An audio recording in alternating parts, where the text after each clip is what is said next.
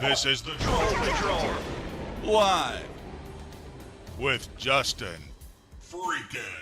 You know, I honestly thought I changed the woman's head on the Sexual Anarchy graphic. Be Taylor Shabusiness in the opening. But apparently it wasn't. It was Dana Loesch still. I thought I changed it. Maybe I did, and I've not changed out the video yet or something. Good evening. Welcome to the Troll Patrol live. Princess Kimberly, DJ Dub, Clinically, Warlord. So nice to see all of you. Some of you I saw a little earlier. We covered a Biden speech, what, at like 3 o'clock this afternoon? He's going to be speaking again in about 15 minutes. Probably for about another 3 minutes, as DJ Dub alluded to. Who in the... explain to me, I cut myself shaving. That was one of the things that I desperately wanted to do after I got off stream, because I was itching like a motherfucker. But here's the thing: is I didn't.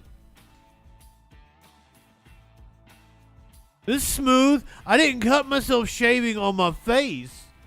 I cut myself shaving on the top of my goddamn finger. I have no idea how I did it. Who does that?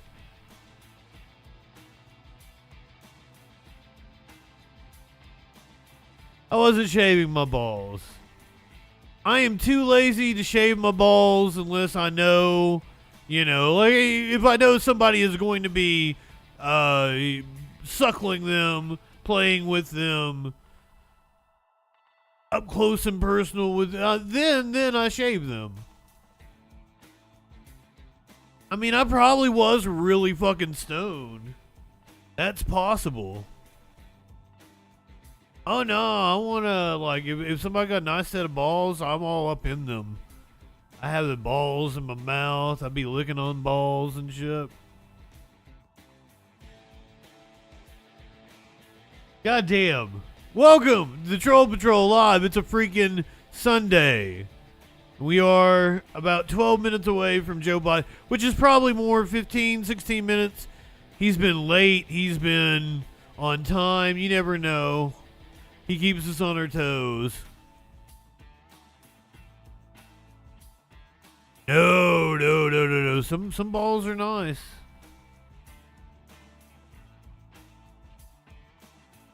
Black dudes tend to have really nice balls. Is that racist? Is it racist if it's a positive opinion?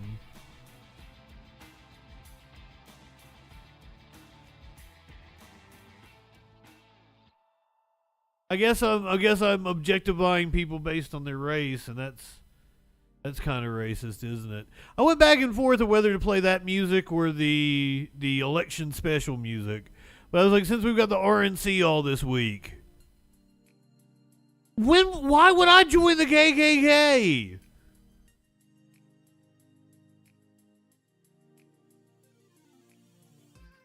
Nice to meet you, President Putin. Nice to meet you, Vice President Trump. I'm not. I don't think. I mean, I might say racist stuff sometimes.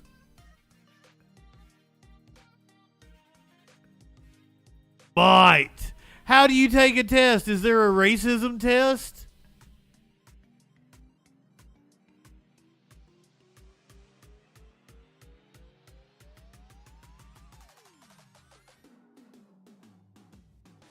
I didn't recoil when I saw Rhonda Colvin there on Washington Post coverage. I really like her.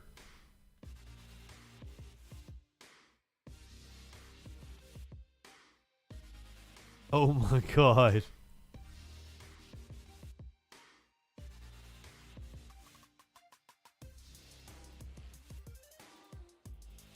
Is it offensive to suggest that all people that are of the same non-white ethnicity look alike?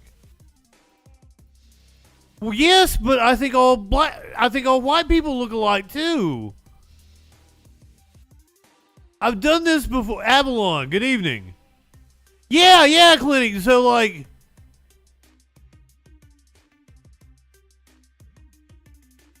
slightly disagree. Okay. It's okay to portray non-whites in commercials as acting subversely towards whites.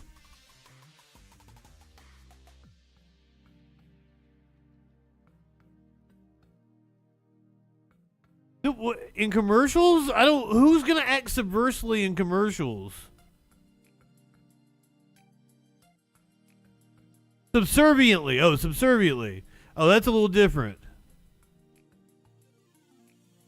No, I disagree.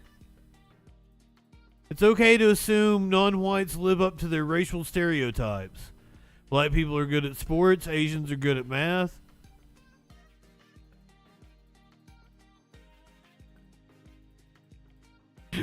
But statistics!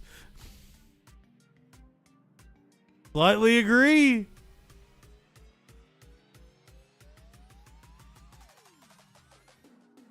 The way these questions are worded are bullshit.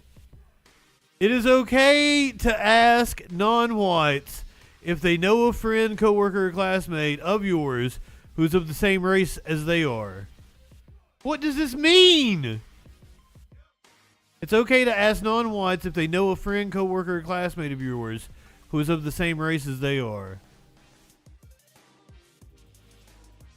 What, you assume all black people know each other? Slightly disagree. Racism in Western countries is mostly a thing of the past. Strongly disagree. It's okay to make jokes about the food that is served in restaurants owned by non-whites. Lots of garlics in restaurants. I didn't even know that Arabs used a lot of garlic in their... Who doesn't use a lot of garlic? I use a lot of garlic in my food. Okay, I agree, I think. It may sometimes be necessary for Western governments to detain or investigate non-whites for actions that would not arouse suspicion. Strongly disagree. It is offensive to ask non-whites if they can teach you sports that people of their race have traditionally been good at. If black people can teach you basketball, if Asian people... That's kind of racist. It is offensive. Yes, I agree. Western history books should take care to stress the contributions of non-whites. Strongly agree. I love garlic bread. Is it offensive to ask non-whites where are they really from? Yes, that I agree with. That it is strongly, incredibly offensive. Is it okay to portray non-whites in Western movies in accordance with racial stereotypes? Sometimes, yeah. Slightly agree. I don't really think minorities in the West were historically the target of racist action. Strongly disagree. It is offensive to tell non-whites they speak English so well. I don't speak English well.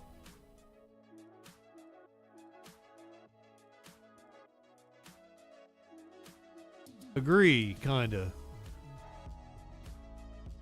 It is legitimate for Western countries to impose stricter immigration restrictions. Strongly disagree. It is offensive to suggest to non-whites that they look like celebrities who share their ethnicity.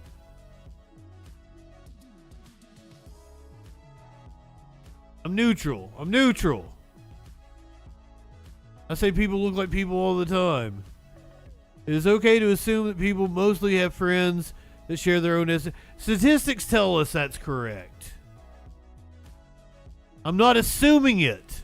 I'm going neutral on this because I'm not assuming it. White people have a duty to educate themselves on the racist actions of their Yes, strongly agree. It is okay to assume that the kitchens and restaurants owned by non-whites are generally dirtier than fucking strongly disagree.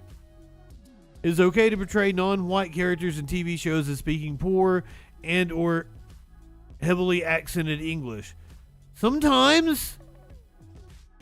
What if you fucking... That could be someone who's from Louisiana speaking a form of Creole. It's okay to portray minorities in commercials as being bad at English. I don't know. What? Who does that? Leaving it neutral. I am 5.81% more prone to general racism than the average person. What? I'm apparently 5% more prone. I am 2.1% less prone to racism than the average person overall. How is that? So apparently I am... Okay. I'm less prone to socio-historical racism. And I'm less prone to perpetual foreigner racism. But I'm more prone to general racism.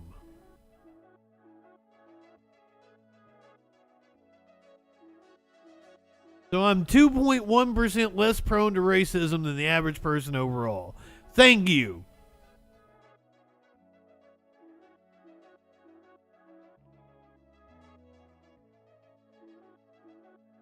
I ain't no racist.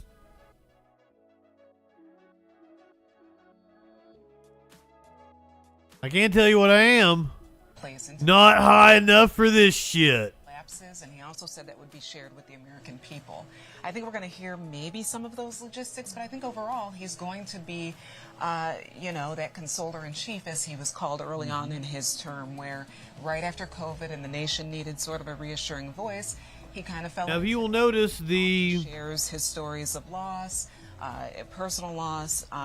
The Washington Post team is live from the Republican National Convention, which begins tomorrow. I will see you guys at 6 o'clock for coverage. So I think he is going to try to rise to this moment, try to use it to unify. He did use the word unity a lot so far, so I think that's what we're going to hear. James. And this is happening against the backdrop of a bunch of Democrats in his own party who have called on him to drop, and the president has said he's not going anywhere.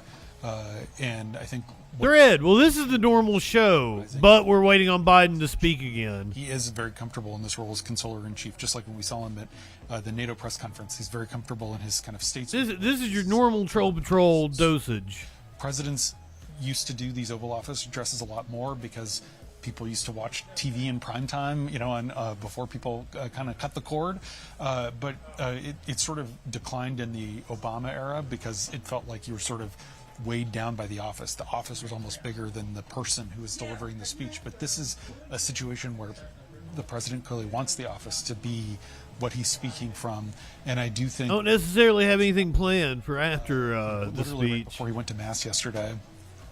Where just when we'll find some news to be doing. My usual news sources are all permeated with Jason Crow from Colorado, a Democrat, was saying Trump you're going to have to quit. Assassination attempt coverage. And I do think the president is trying to show leadership here in a way that not just appeals to a couple of stories, and I blew my load earlier earlier, but also his own party to show I am in command. I can handle the burdens of the presidency. Because this is that whole police chase we watched. As you know, too, the Secret Service reports to him. So it's this tough thing. I think in Biden's head, this could have happened to him just as easily. That this could have happened. Biden is scheduled to speak at 8 o'clock. You're in the arena. This one might actually be on time because this is a primetime address. Worst nightmare. He's probably taking over the kind of pinging some network television. They don't like it if you waste their fucking time. They feel it feels you're gonna be on Fox, NBC, CBS. Donald Trump, but you gotta be on time. This isn't an attack on Trump. It is 8 o'clock right now. It's an attack on our kind of raucous. You're live, having big open public events and give and take. And, Washington Post. And Nathan, good evening. And I think President Biden tonight will try to reach for our humanity, but also our shared civic pride. Yeah. Part of the question will be how receptive is the audience, the American audience, to that message? We're not. From the commander-in-chief, the president, to hearing it from a presidential candidate, and how will people in this room tomorrow feel about that message? We are 6 p.m. from Milwaukee. Right Coverage now. starts tomorrow at 6 p.m. Full and bursting to the seams. That is 2 hours for you, Warlord. 2 hours before the usual Troll Patrol time. And everyone here prepares to celebrate Donald Trump's acceptance of the Republican nomination. But tonight is a very different night because we'll all be listening to President Biden speak to us in just a moment from the Oval Office. It's an unprecedented moment, Rhonda, as we prepare to head to the Oval. Gotta admit, their stage is kind of cool looking. Ready to listen.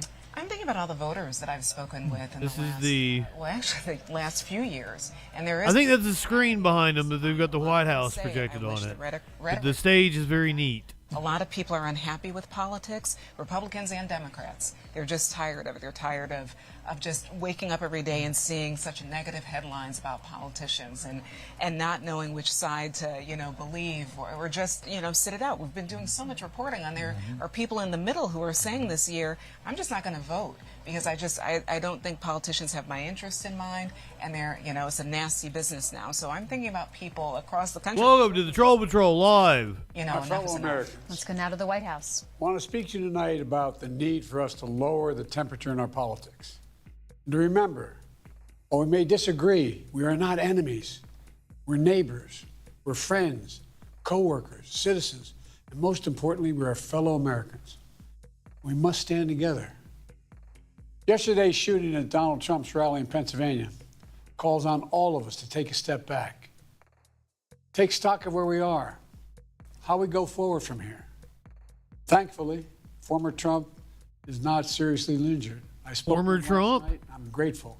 He's doing well, and Jill and I keep him and his family in our prayers.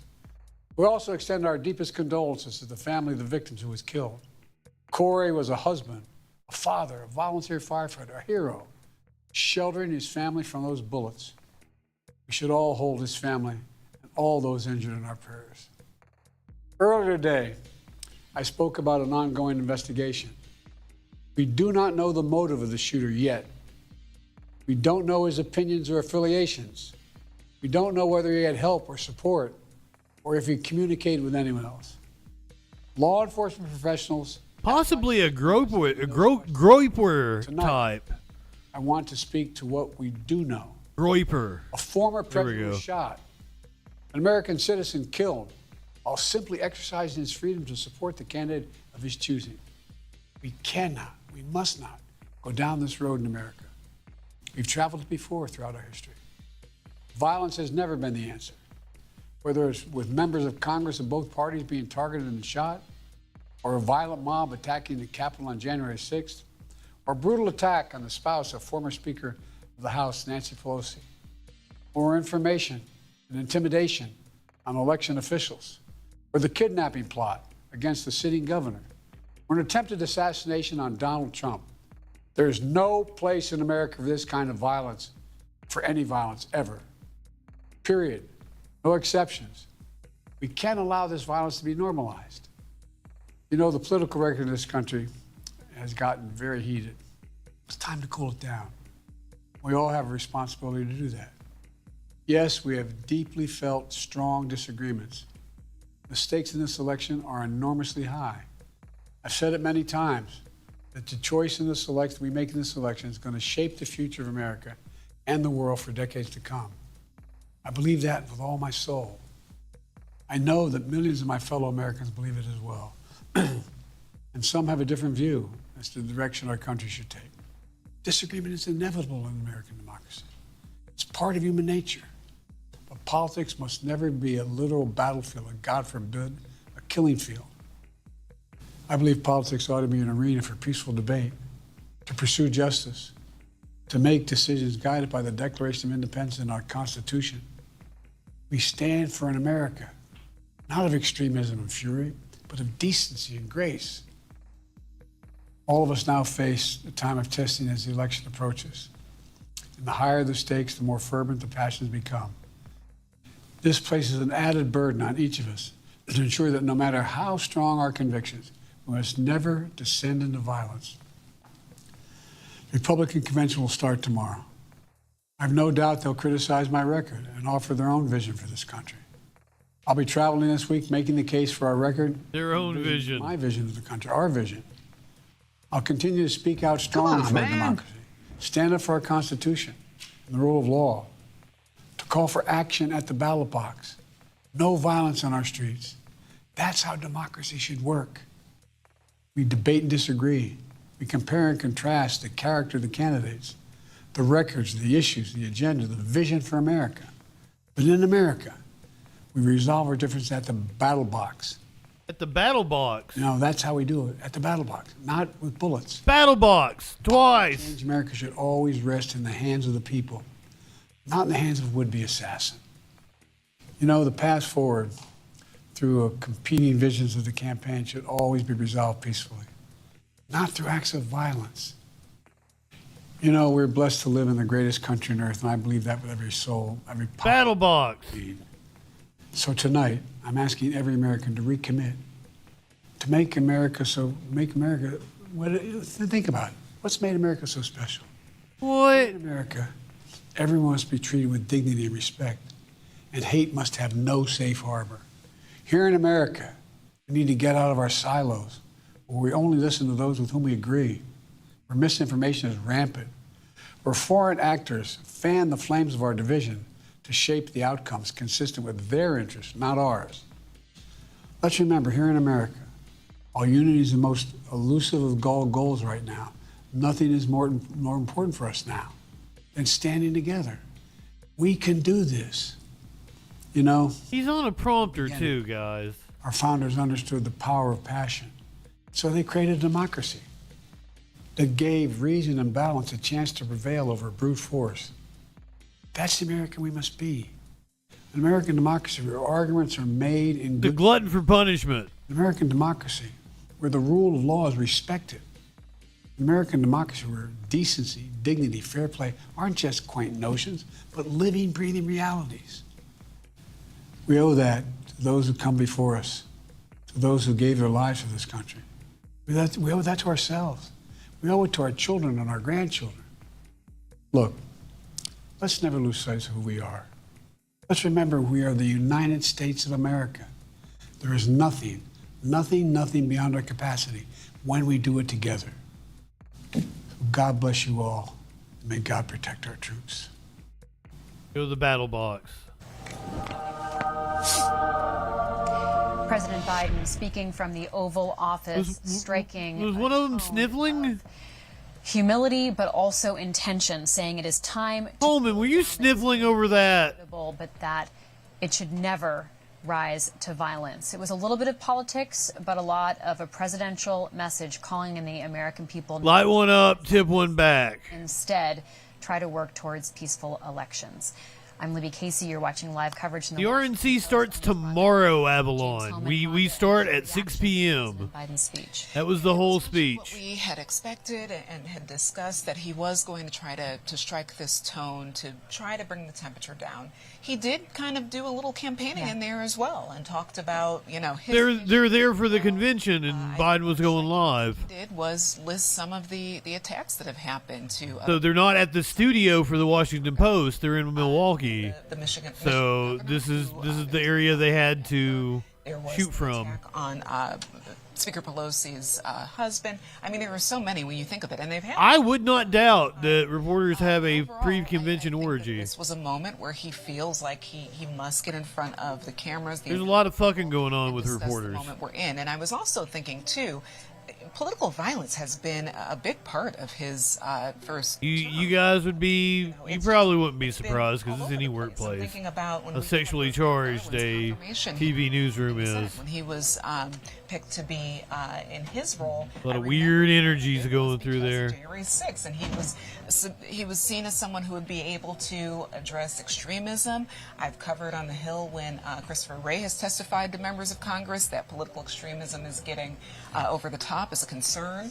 So it's also. I don't think I like this is the going to be a part of Joe setup Biden's as much when they have the flag shit up. How he If you guys didn't see it earlier, this is the It's interesting that the way that President Biden spoke about this. He talked about, it's this is unacceptable. the stage, but they have A planned kidnapping of a governor, the attack the White on House up his there. husband. It's like they were symbols, not a specific name, but it could have been anyone, right? Exactly. Those happened to be Democrats, didn't have to be Democrats. But then he did talk about Donald Trump, of course, by name and personally. Yeah, but I think he sort of modeled good behavior in terms of rhetoric.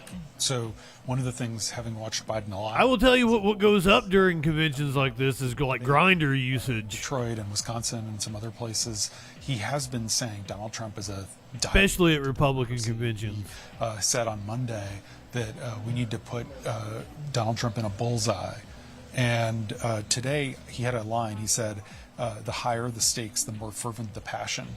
And that gets to what our colleague Dan Balls was talking about beforehand, which is there are a lot Dan of Balls? sort of frustrated because if you feel like this is going to be the last election ever, it makes it makes extremists more likely to try to take things into their own hands.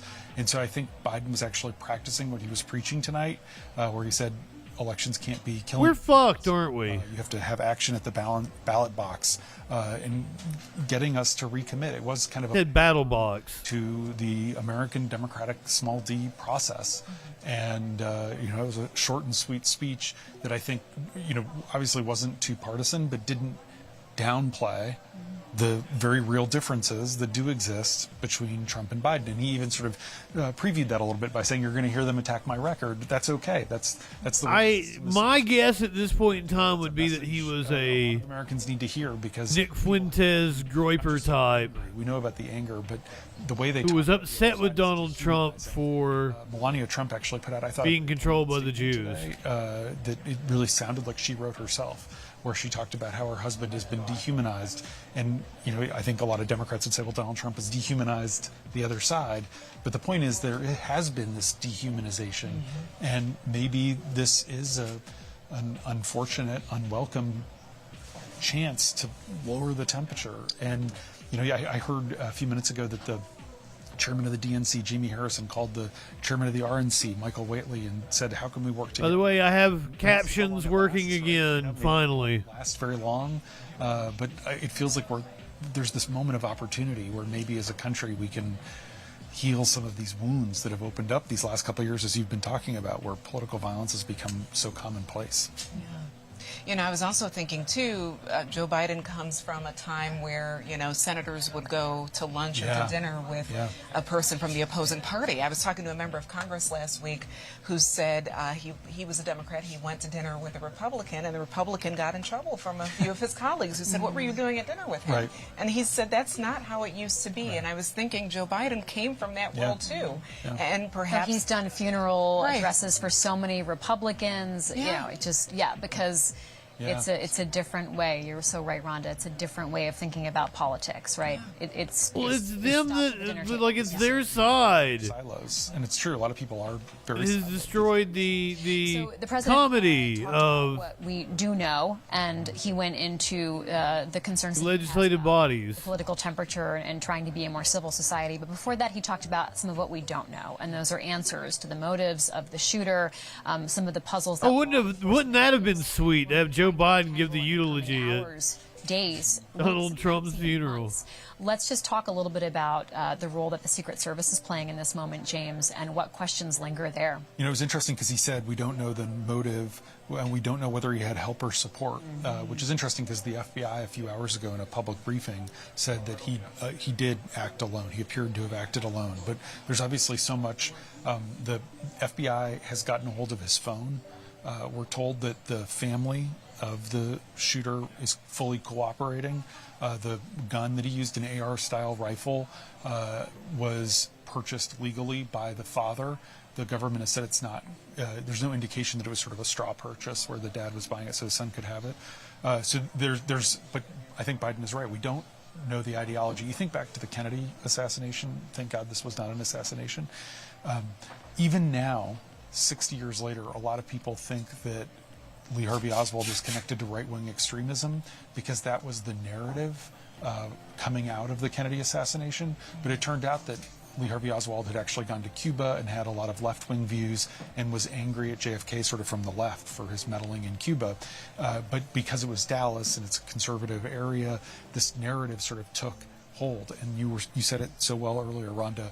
You don't want to jump to conclusions. You want the facts to be in, and you have to be so careful as we talk about these things and write about these things because we don't know what the motive was, and some speculation is inevitable. But it's just so important to be careful and to let some of those facts come in and not just kind of when you walk. assumptions. based on what you would assume someone who would shoot at Donald Trump would think about the world. Absolutely. And so and I think that was part of the humble tone that you were talking about, Libby, that the president set right at the top of that address. Rhonda, the Secret Service has been questioned about the security here. We are, a reminder, at the Republican National Convention site in Milwaukee. You can see this sort of cavernous empty space behind us, but it will be just full of people and voices and noise tomorrow. The Secret Service has said they're not changing their plan, that they have a plan in place and they're sticking with it. Yeah. But they're getting critical questions for that. They are getting critical questions. There's concern even that there is an area around the Pfizer Forum where we're at where you can carry Pfizer In Forum? light of yesterday's events, Are you shitting me? that how a change is going to be made, but for now they say they are sticking to all the plans they've had in place, and No fucking way. this for a few years now because the last two were COVID. because of COVID they were virtual, so people may forget that planning for this happens over the course of a couple years. Local planning, federal planning, the Secret Service of course heads up a lot of the security apparatus, but last night when this news broke and I came downtown to this area, you could sense that security was a big focus now, and that Five-serve. the attendees Not and Pfizer. More than Five-serve. 40 law enforcement agencies involved in this, and I'm sorry. just walking in to the arena saw so The many fuck is secret all Five-serve? over the country. It does feel, this is my 10th convention that I'm covering. How old are you, James Hellman? But there's just more of a Financial services, technology, and mobile banking. where the security is just more on edge. People are more aggressive about checking your credentials, that kind of thing. And I think that's okay. Tom Cotton, the Republican senator from Arkansas, said earlier today, this hall right here is going to be the safest place to be in America this week because no one's going to take any chances. Well, we will be broadcasting all week from here in the Pfizer Forum here in Milwaukee, Wisconsin.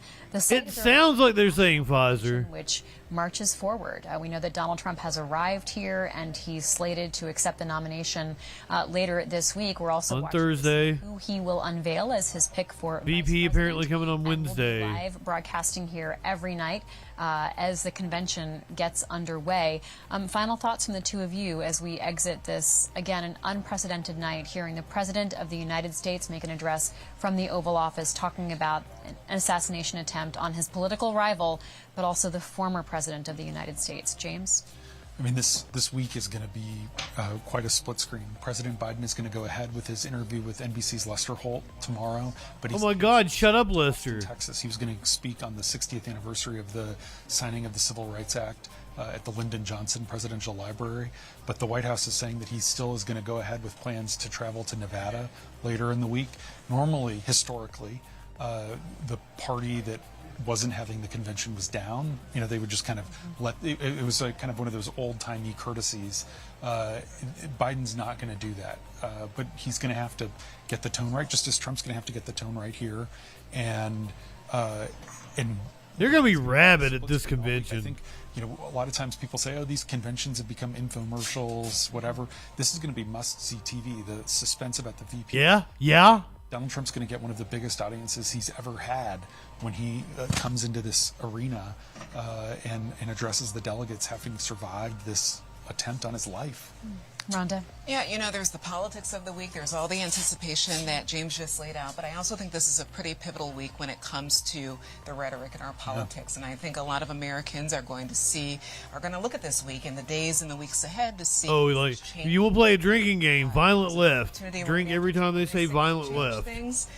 Things seem to get heightened at certain points, but You will get this week alcohol is also going poisoning. to be looked at for that too. Is anything going to change? Well, we will be broadcasting live, as James said. It will be must-see TV, but in this case, you can watch it with us. You can watch streaming on the Washington Post homepage, and you can also find us on YouTube. We'll be live every night starting at 7 o'clock Eastern Time, 6 o'clock Central, which is our new favorite time zone here in Milwaukee. Thank you so much for watching this broadcast with our team at the Washington Post. I'm Libby Casey. We will see you tomorrow night. There you have it. Biden's speech.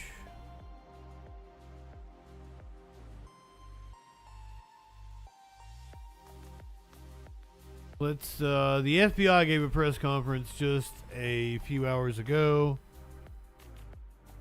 Get the rundown about what all they had to say. Update on the shooter, apparently. The FBI is releasing more details about the gunman involved in the shooting at former President Trump's campaign rally. Let's get to our chief investigative reporter, Jonathan Dienst, live in the newsroom with the latest for us. Jonathan. Rana, the FBI says they believe the shooter was a lone actor, but still too few answers as to motive and to how the suspect was able to access that rooftop with a direct line of sight to where the former president was speaking. The FBI does not know why 20-year-old Thomas Matthew Crooks tried to assassinate former President Trump. So far, no history of mental illness, no history of arrests, or becoming radical. The FBI gave an update on the shooting by phone earlier. That's a body. Investigating this as an assassination attempt, but also looking at it as a potential domestic terrorism act. Investigators say they're also looking into how Crooks got up onto that roof about 400 feet from where Trump was speaking and was able to fire as many as 8 shots using a weapon like this, an AR-556. One bullet hitting Trump's ear as Secret Service agents took the president down to protect him as a Secret Service counter-sniper quickly located and shot and killed the suspect.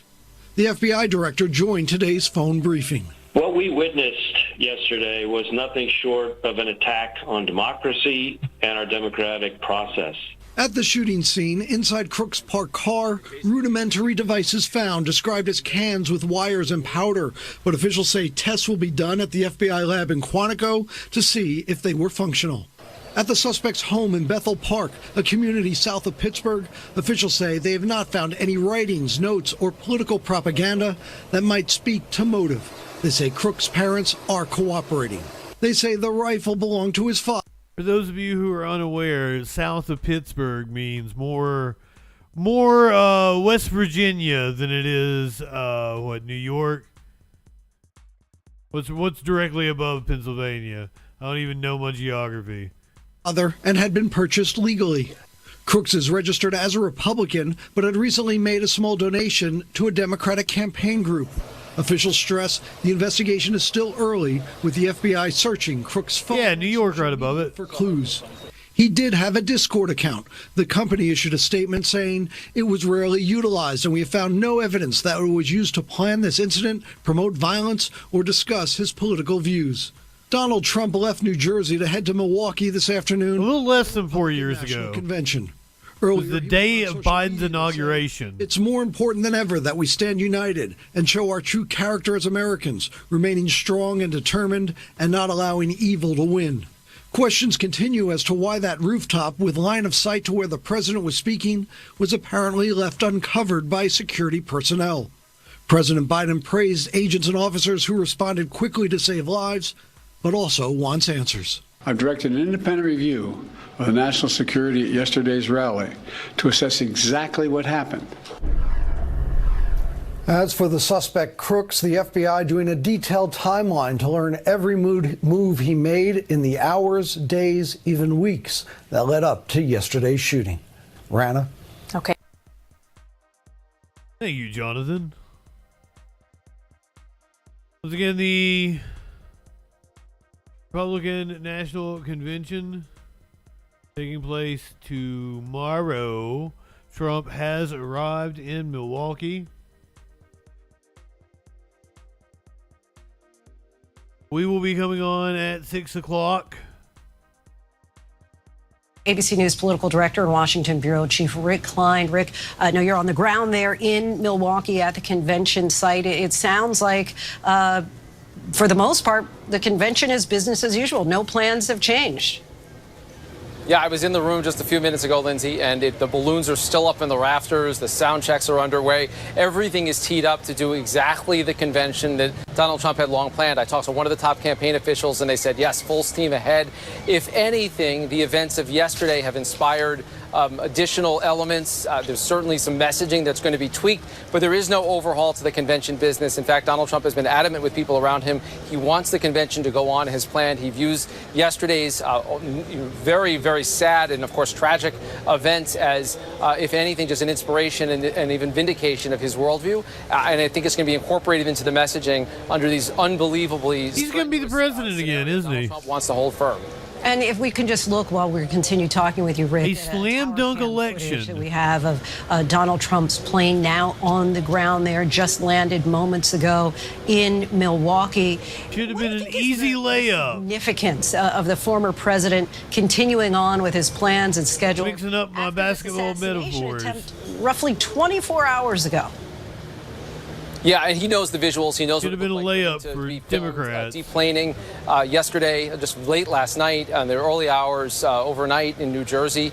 For him to fly home, obviously the injuries were relatively minor, despite the blood and despite how close we came to. Thoughting is plain indeed. Quesadilla, good evening. What it means to this convention city for him to be here. He is going to be received like an absolute rock star. I said, hey to everybody, Avalon. Good evening. We're told to expect surprises. He may pop up in the convention. Ducky, my friend. In the ensuing days, as you mentioned, he may even check it out tonight, we're told, but he's certainly going to be a presence everywhere and anywhere around this, and I can't even imagine the sound Nathan, greetings and salutations. Going to bring, obviously, people are aware of what happened. Thread. And they're aware of always a pleasure. Respond to the immediate aftermath. The delegates that I've talked to, the Warlord, I've talked to, the bestest friend in the world. About their support of Donald collusion, Trump. Collusion. 24 hours. Collusion. There in that collusion. Swarming the plane. It would be interesting to see if we can see, probably not from this vantage point, former president deplaning.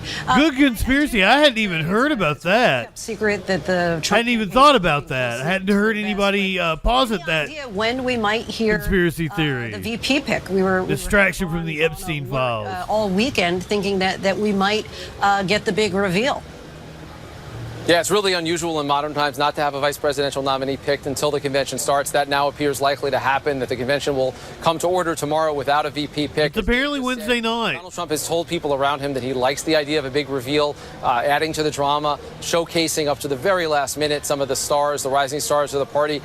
Tomorrow would seem to be the likeliest day when the convention is here. But one of the fun things about running a convention is that you can change any rule you want to as long as people agree. Donald Trump can get them to change the rules as many times as they want and give them maximum flexibility. But I've certainly got tomorrow circled as the likeliest of the 4 days. All right. We'll be checking in to see if that indeed on that. Rick Klein, our thanks to you. Supposedly right-wingers are all about executing pedophiles. But last night they cried over one. The attempt to execute one, at least.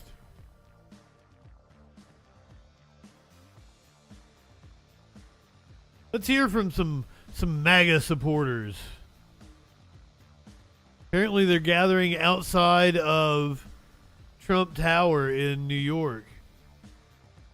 Are also gathering outside Trump's home here in New York City. Trump Tower, of course, on Fifth Avenue. There's also an increased police presence there as well. Our Jessica Cunnington is there tonight. And Jess, you have new reaction tonight from Melania Trump.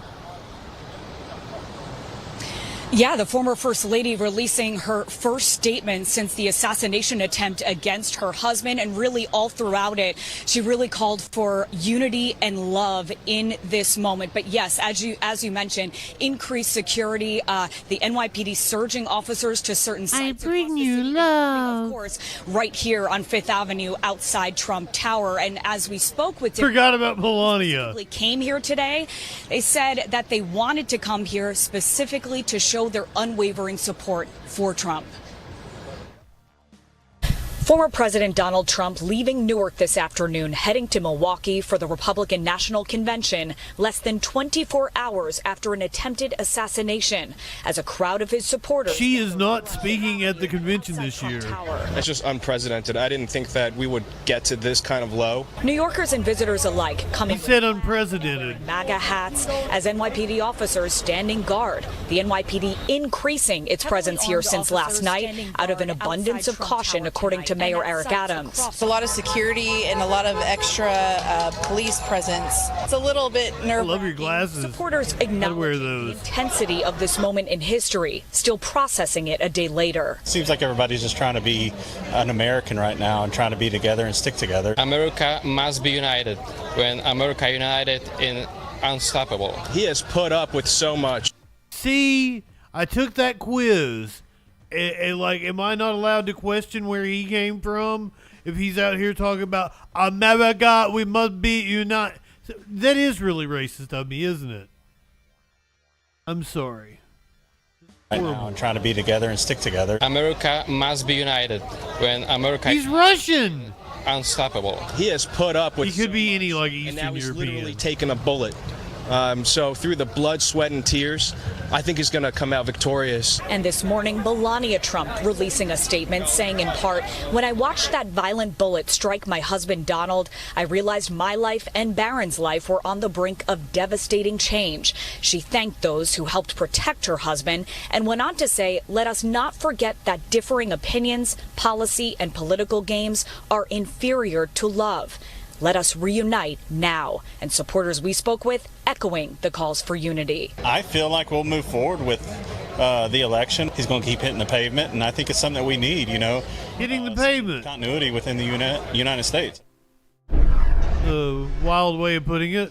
And the crowds have thinned out here. It has been calm for several hours. He almost hit the pavement. Of Trump Tower. But yes, lots of barricades and more police officers that are standing guard right outside the doors of Trump Tower. But people have been going in and out of the building. Kelly, good evening. In Midtown. I'm Jessica Cunnington, News 4 New York.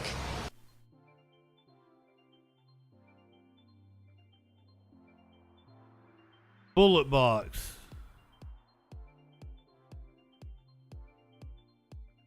Kelly, thank you for the resub. How are you this evening?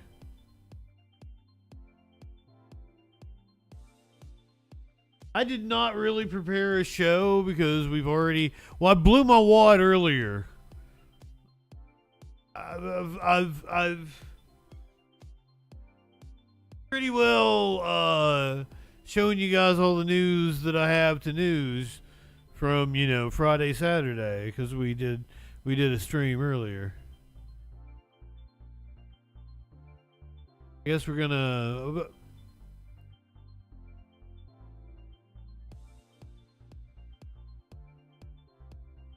We'll do this, apparently the cop that helped, here we go. An officer encountered the gunman moments before the shooting. Now, Evan, you just spoke to FBI. We know the dude was pointing at him. Suspect's home. What did they tell you? Hey, Anna, we're actually waiting right now, momentarily, any moment, to get an update from senior FBI officials into this investigation. So I don't have any of that to report out at this point yet. But what we are learning, and this is pretty big according to some of the latest reporting coming out on this, several law enforcement officials are telling the AP that a local officer actually encountered the shooting suspect on the top of that building that he's accused of shooting from, climbed up onto the roof. This was after being flagged down by bystanders who saw that suspect. Yeah, the dude with the orange hair. And that officer apparently went up onto the roof, and the suspect pointed his rifle at the officer, and that officer reportedly retreated, giving the suspect the opportunity to shoot his rifle at former President Trump. So that is one of the... Whoa! That I did not know. That is new information. So a cop actually went up on the roof. The gunman pointed their gun at him, and he retreated like a little baby. And the shooter was able to get shots off. Did I hear that correctly? He went up onto the roof, and the suspect pointed his rifle at the officer, and that officer reportedly retreated, giving the suspect the opportunity to shoot his rifle at former President Trump. So wow. One of the big things that we are learning, that's in the latest reporting, according to the Associated Press. We are also learning more, Anna, about the victims in this situation. Now, all three of them have now been named. This according to the Pennsylvania governor's office. We had been telling you over the past hours about the father of two and husband, the 50-year-old Corey Comparator of Sarver, Pennsylvania. He had already been named, but just in the last few moments, the Pennsylvania governor's office has named those other two victims who are in critical but stable condition. They are 57-year-old David Dutch of New Kensington, Pennsylvania, and 74-year-old James Copenhaver of Moon Township, Pennsylvania. Again, both of them now listed in stable condition, and we understand they are still at the hospital. Anna? Evan, I just want you to highlight one more time that latest bit of information that's being reported by the Associated Press there. What happened on the rooftop? Can you share one more time?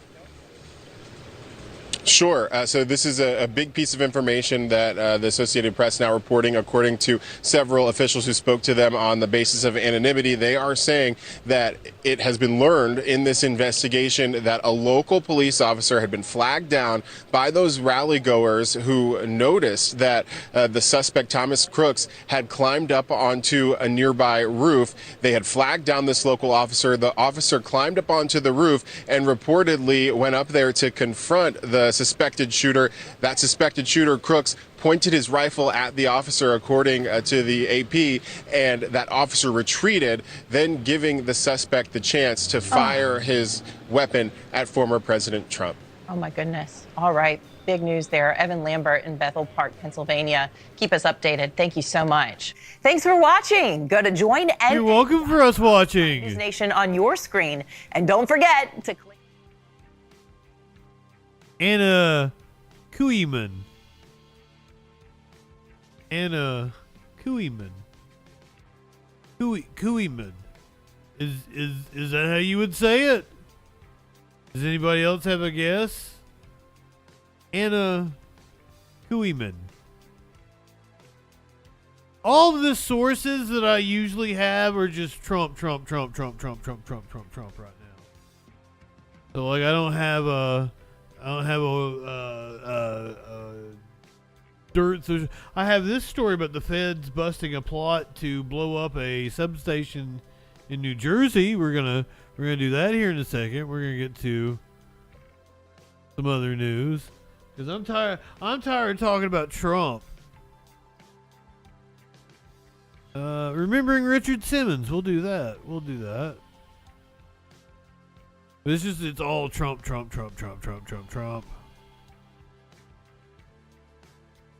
Maybe I should check the Fort Worth news. Hold on, yeah. Fox 4, Fort Worth, Dallas. Let me check on their page, see what they got going. Something was cooking in Fort Worth last night. You know it.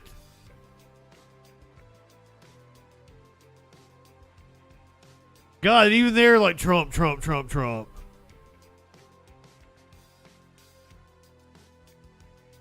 It seriously is. It's all Trump. Grandfather killed by Hurricane Beryl. Tiny homes in Dallas. Come on, Fort Worth. You're watching on Twitch. You're your 3 minutes of ads. I'm gonna go ahead and hit them while I'm trying to find us some stories here to talk about. So I don't have anything to tease you with, other than the substation and Richard Simmons. But we'll talk about something. Maybe we'll watch an old car chase. I'm in a police chase kind of mood. Maybe I'll go find a car chase from a few years ago. We'll watch a car chase when we come back on the other side of the break on the Troll Patrol live. Sounds like a plan. Kuiman.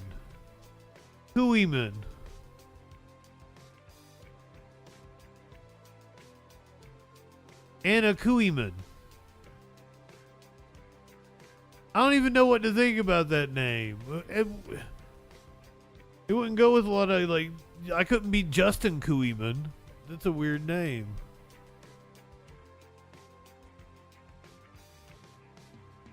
Here we go.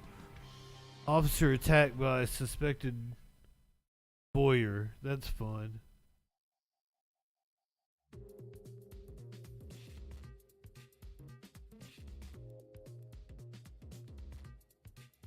Yeah, I usually get a good mix of local stories.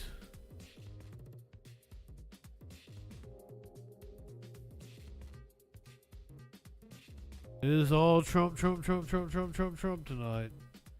Because even the local stations, right? They've got we have this resident that was at the rally. This lawmaker from our viewing area was at the rally, and here's what he said.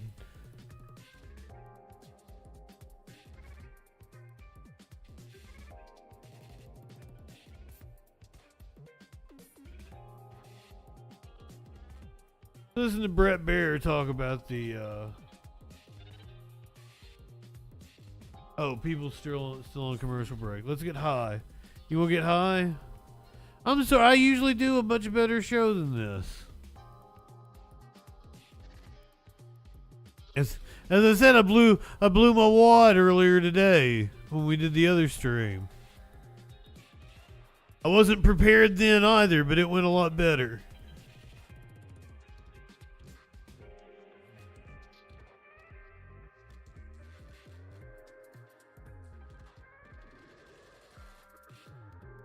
I'm not high enough for this shit. Do I even have some weed? Oh, yeah.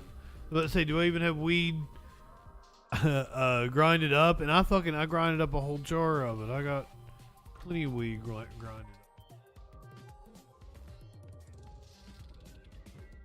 up. What's wrong with me? It's a question that applies every day, but specifically today, like I'm getting tripped up on my word. I'm sounding like Joe Biden over here. Can't even get a fucking sentence out. Come on, man. Elder abuse. I condemn that. He condemn. I'm getting to be just like a prop comic or something and depending too much on the drops. Welcome back, everybody that was having to watch stupid ass commercials. I'm sorry. I hope you got a Fruity Pebbles commercial. Here's Brett Baer at the RNC. Special report anchor Brett Baer is live in Milwaukee ahead of tomorrow's Republican National Convention. He joins us now. Brett, you've seen a lot of things. You've covered a lot of things. We didn't see this coming. He's been everywhere, man. Or did we? Yeah. I tell you, well, yeah, that's true. I mean, you guys have been talking about a lot of things, about worries about this. I'm on the floor of the convention site, and as you can see, they're getting ready, final preparations, and the stage behind me, and then up in the corner, you can see our Fox News booth. That's Shannon Bream, just Fox News Sunday. Everybody's getting ready. I ran into the RNC chairman, Whatley, this morning. He said everything's going to go forward. Tim Whatley? That they are really stepping up security, and I can testify to that. It took us a long time to get through the lines to get here this morning, so the security is already noticeably different. You know, listen, this convention is going to be different after what happened yesterday. It's just everybody setting up and shit. It doesn't start until tomorrow. That the Trump campaign, the former president, was going to make a pitch about strength versus all news weakness, people. and that was kind of the pitch going through. It fits into this. The strength after that picture, after that moment, after what happened, and that indelible image of him putting his fist in the air has really galvanized a lot of Republicans we've talked to. That's going to be in textbooks. This was a moment of strength in the worst moment possible. So expect that to be a theme now that they really hit on. They were already going to hit on. Dana White was going to introduce and may be the introduction to the former former president, saying that he is the strongest guy he's known, and obviously Dana White, the head of the UFC. I think really Dana White, Amber Rose, was really important about where this investigation Donald Trump goes, Jr., Eric Trump, what exactly we're finding Lee out. Greenwood. You know, a lot of different media have been focused on that he's a registered Republican. They leave out the fact that he donated to Tucker Carlson. Just a small donation at the inauguration day 2021. There's very little online presence about this guy, Thomas Crooks, and he's 20 years old. So we have a lot to learn in coming hours and coming days. But here, as far as the politics goes, there's a sense of galvanizing and moving behind the former president like we really haven't seen in a number of weeks. You know, it does feel a bit. And He's got a heart on your part because we have to go there. It does feel crass to talk politics in this moment, but it's an inherently political act, isn't it, Brett? And its impacts are going to be huge when it comes to politics. And, you know, I wonder, Brett, two things. Pete and I and Rachel have all been talking about, does it undercut the central Democratic theme of his reelection campaign, that Donald Trump's a threat to democracy? You can't keep this kind of rhetoric up. And secondarily, all of a sudden, that image alone right there, I think it galvanizes more than the base. I have to wonder how it affects independents. Yeah. Listen, I think the former Attorney General Bill Barr coming out and saying that this is really something the Democrats should not be talking about, the threat to democracy, because it is fueling a lot of fervor against the former president and his supporters. The other side says tone it down on the other side. Bottom line is that this changes this race. I know politics talking about this after this, it's all about digesting what happened yesterday, talking to the Trump people. That's what they're doing today. The former president, we're told, is in great spirits, and we should hear from him soon. Yeah. Well, he is a fighter. Well, Brett Baer, thank you. People can check out Special Report live from the RNC in Milwaukee today through Thursday. No, we won't. Fuck you, Brett Baer.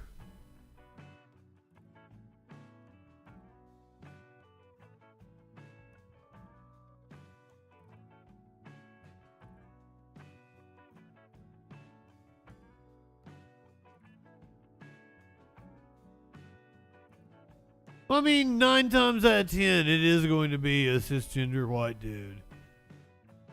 That is the profile. That's not racist for me to say that. That's what the statistics say.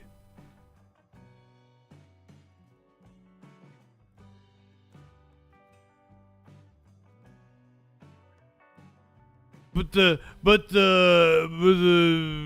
question didn't, the questionnaire thing, the quiz, the racist quiz didn't ask me anything about that. Now did it? Go to Birmingham. I believe this is the story we covered. No, this is something different.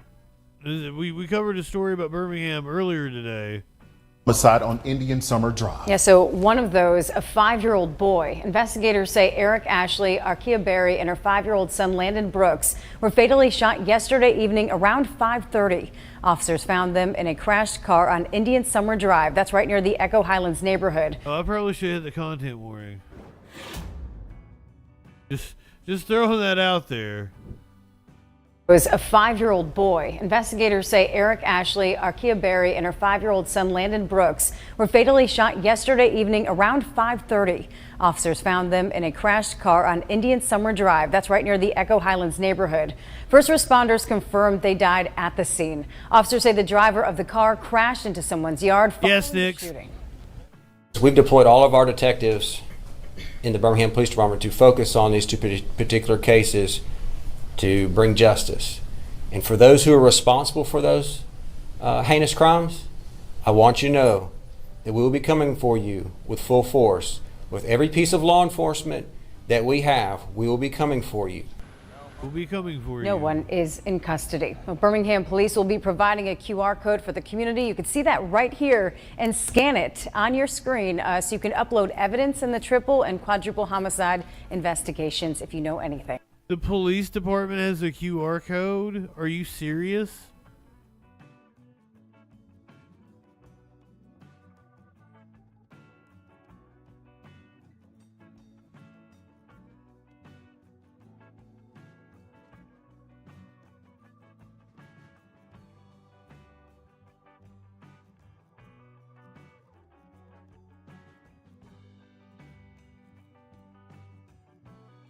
Biden spoke at the top of the hour. I'm QR code.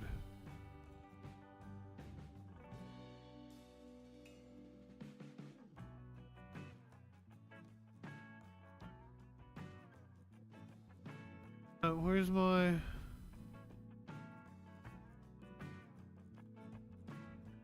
I don't see the,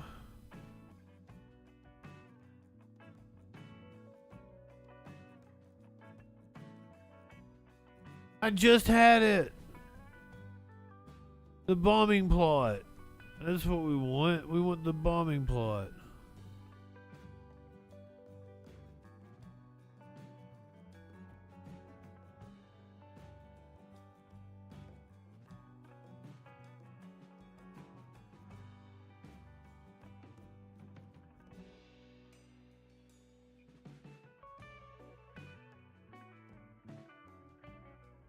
I swear I just had this story up.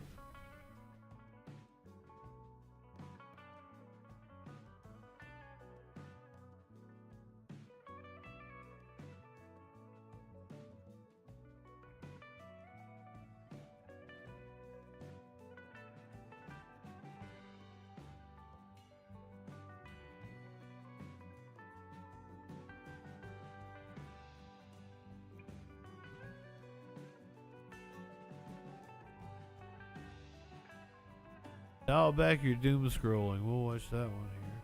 I want the subway bombing plot.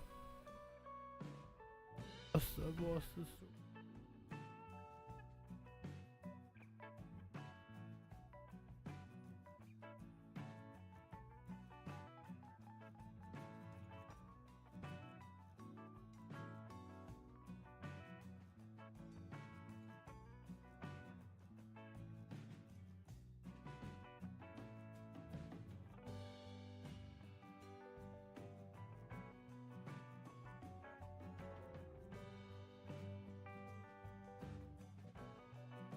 No idea. I'm gonna find us an old card check. That's what I'm gonna do.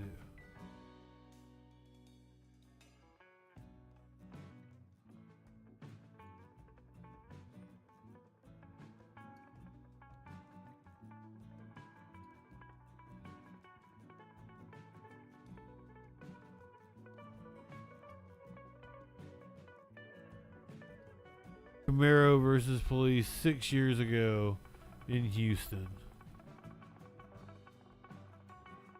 Police chase it is. Tones, Battle Opossum. I got him. I got him. This took place a long time ago, but we're gonna watch it.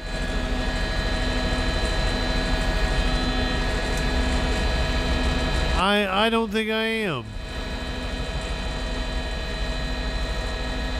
This is a Camaro. Camaro versus the police. In Houston. Torchy.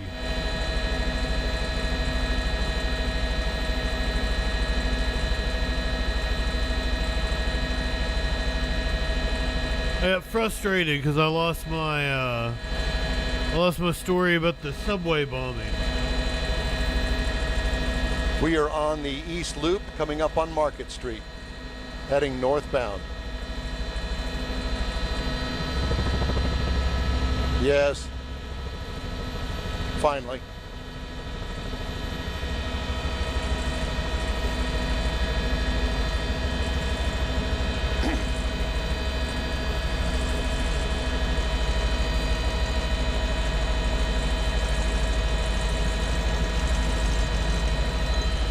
Is HPD still up here with us? Did they find him too? All right.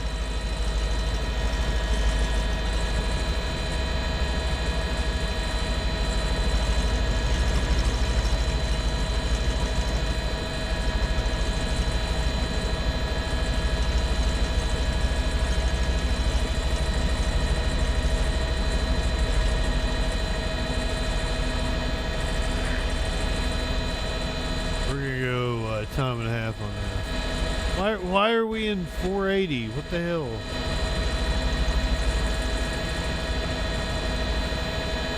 Give me the cross streets, Alan.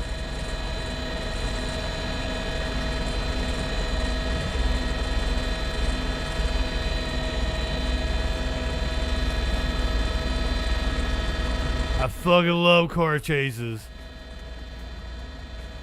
Real ones, not the shit you see in movies.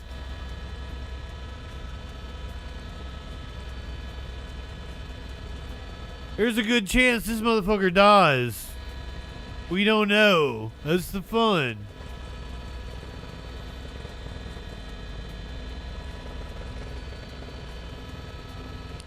That's a Chevy Camaro with a V8 in it, Art, and we just passed Market Street, and we're underneath the I-10, just past I-10 now, coming up on the North Loop, on the feeder street, because as you can tell, freeway traffic is extra heavy this afternoon over here, coming up on Highway 90. It sure is. Just barely missing that car right there, but the chase is on. It took us quite a while to find the white Camaro, did a lot of double backs and a lot of loop arounds. It started over there by the University of Houston, and had police going in every direction. We finally caught up with the Camaro.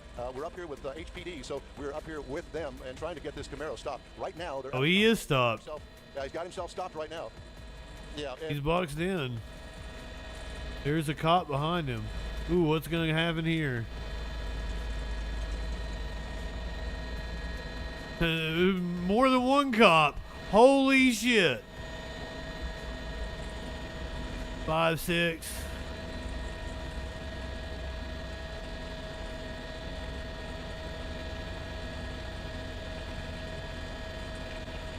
I'm amazed they didn't pull right up on him. Or her. What's going to happen here? We're just going to have to wait and see. Well, everybody's going, so let's see if he's going to stay or if he's going to go.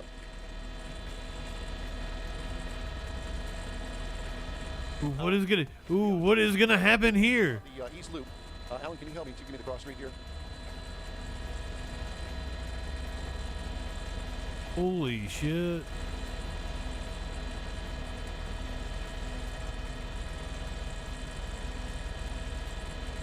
I live for this shit. I should go be a helicopter reporter. This is McCarty Street. This is McCarty. Yeah, up on the North Loop. North Loop and McCarty. And we are on the westbound side of the North Loop. Stop. For a big city. So I can be like, God damn you motherfuckers back in the studios. Look at all these cop cars. A-cab motherfuckers. Got 10. Now the freeway main lane traffic cannot see down below. Down at least 10 police vehicles. It's really not affected, but obviously the feeder is blocked right now. For beating off during car chases. I had a chance to look in there. We've got at least 10 on this side. And I just have not had a chance to look in there. I know there are 3 or 4 more too close here because we just don't know on the other side. So we've gone from car chase to standoff, which I also love. Sitting here right now, I guess both are barrels of fun.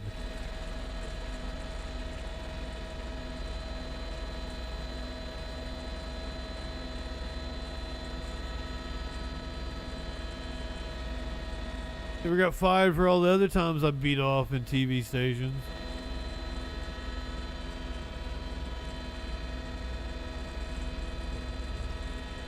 I was a lot younger back then. I'm pretty sure I could go all day without beating off. Notice I said pretty sure. HPD has got part of McCarty blocked off, and I would imagine that they'll be coming around the other side as well to block off the entire intersection. So he won't be able to go anywhere and get away from a chase that just happened recently. We saw that happen several times.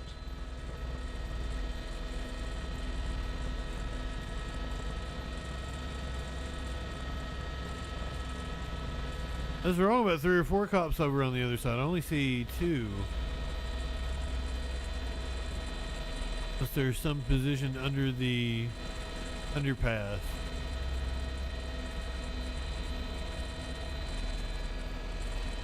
In the underpass. Under the overpass.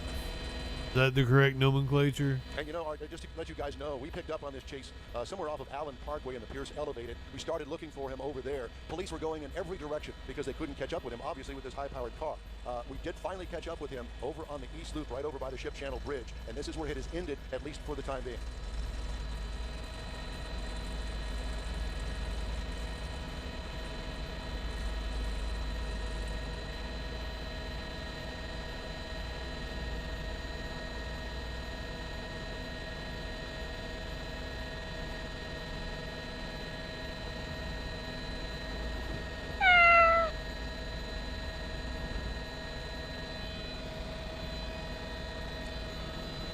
Is he gonna take off?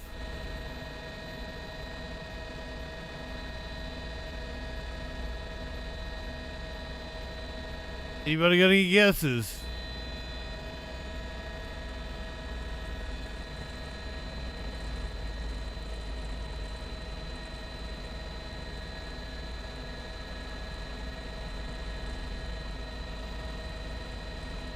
It's just gonna be a standoff for the next. I think we got like a good 15 minutes left.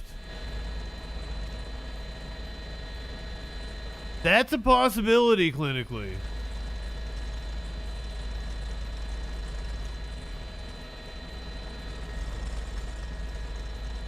I want to see it take the fuck off. Peel out. Yes, Chaz.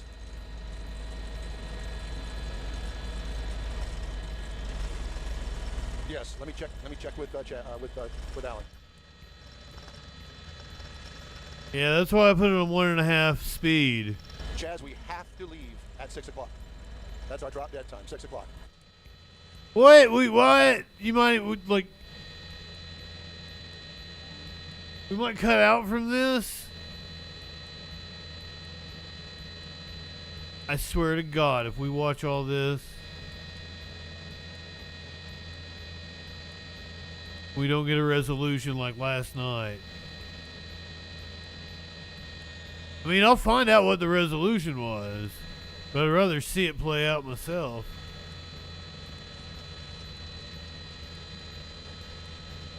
I'm here, Art. Fucking A, Art. You're just fine. Yes, I'm here. And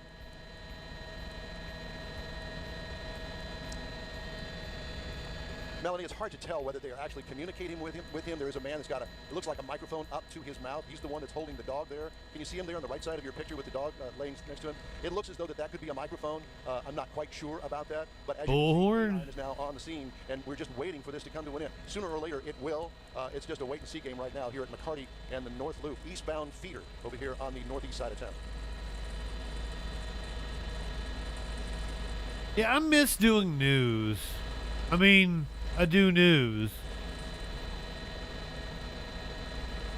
Like, I miss, like, you know, doing the news. You know, I'm not quite sure if they've got the feeder down. I'm just going to look down here for just a second. They do not have that feeder blocked, and I'm sure they've got it that way for a reason. I'm not quite sure why, but he could certainly make a run for it straight ahead and get back on the freeway as far as I can tell. See?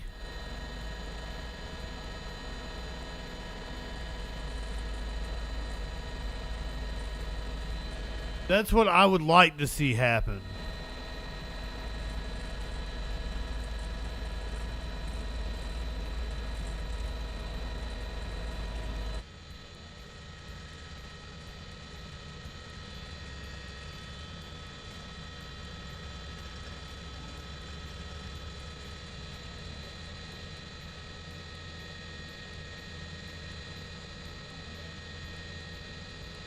The suspense is killing me.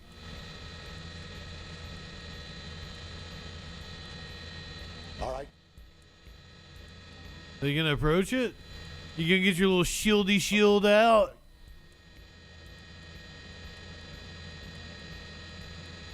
All right, thank you.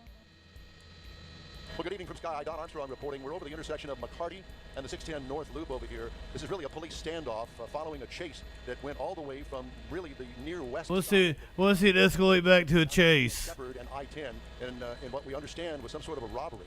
That chase led police officers all over the south side of Houston, mainly around the University of Houston, Tier Wester, down around the Hobby Airport area, finally back on to the freeway to find ourselves over here on the northeast side of town. As you can see, about a dozen Houston police officers on the scene here at a standoff. Guns are drawn. HPD K-9 is also here on the scene. We don't know how this is going to play off as far as the end result of this. The driver, from what we understand, is still behind the wheel. Windows continue to be rolled up. I see somebody moving. Communication between the driver and HPD.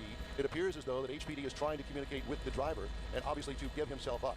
He's pretty much surrounded, although he does have an open path to head back onto the 610 North Loop. See, he's coaching him on too. Right now it's just a standoff over here on the northeast side. Apparently a robbery suspect, perhaps two, inside the white Camaro with a V8 engine in it, and that's why police had such a hard time trying to keep... Motherfucker's exactly like me. He gets a perverse kick out of this shit. Traffic is backed up as far as the eye can see coming off of the Ship Channel Bridge, Highway 90A, as well as I-10 over here on the east side of town. But we're just going to have to wait and see how this plays out over here. We're live from Sky High this afternoon, and we'll have more information. As soon as we get more information, we'll bring it to you. Reporting live from Sky, Don Armstrong, 13, Eyewitness News.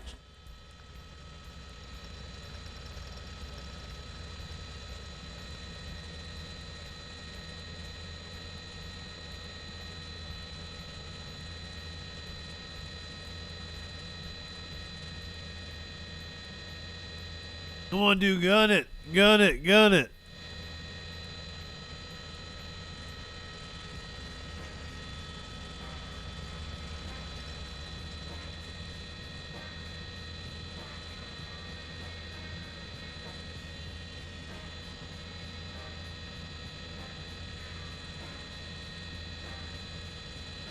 Don Armstrong again from Sky. More cops. That has ended here, at least temporarily, in a standoff with Houston police at McCarty and the 610 North Loop. And as you can tell, a dozen Houston police officers here with a gun drawn on that car. Alleged suspects and a robbery, armed robbery over on the west side of town ended here. Police have been out of their cars, telling drivers to get back into their cars. We need more cops. Out of their cars originally to look. Now they're asking people to get out of their cars and Porg. away from the scene. You can see them there walking back right now as we speak. But still no movement from Good the evening. or the passenger. If there is a passenger in there, we've yet to confirm. We're watching a chase. Now it's a standoff. Also a police dog, a canine unit. It's happened about 6 years ago. This is old. HPD is trying to communicate with the driver. We're not exactly sure why. It was in Houston. Here. Originally, it was As a Camaro. And now we're wondering whether or not that car has run out of gas. We're not sure, but it certainly is a possibility, and we've seen it a time or two before in several of these police chases where a high horsepower car finally just runs out of gas because they're certainly not miserly when it comes to gas consumption. They're certainly not miserly. All right, thank you. That's good speculation. I didn't even think about that. I bet, like, if they're fucking gunning it down the freeway, I'll have to check with Alan. probably burns it up really fucking fast. Alan says no, we are not. Oh. There he is now. Hands up. Aw.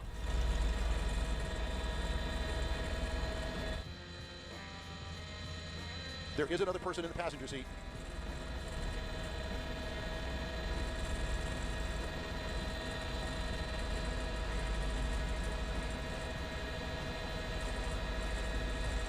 Back to normal speed here.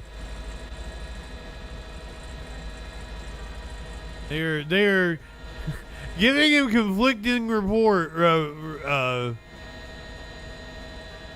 conflicting orders.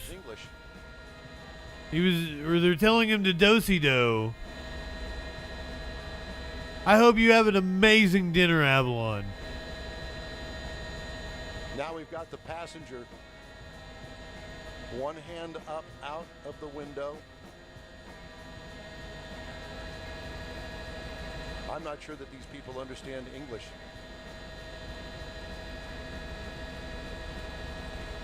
The driver has gotten out, handcuffed, he's on the ground. Now they're dealing with the passenger.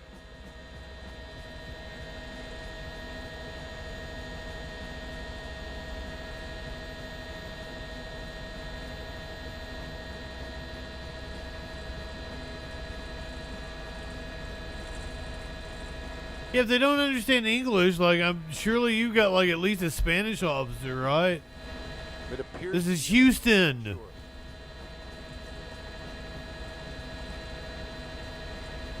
I would figure they have like every third officer speaks Spanish or some shit for this very reason. It's Houston. They believe that there may be another passenger inside the car. Yes, sir. Yes, sir.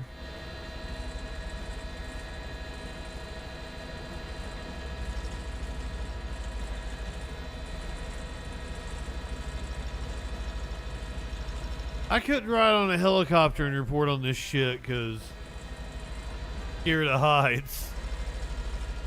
All right.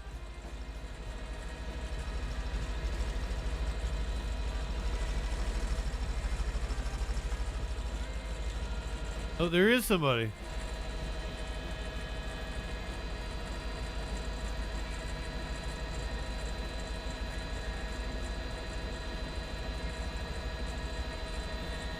How many more people are gonna come out of the car?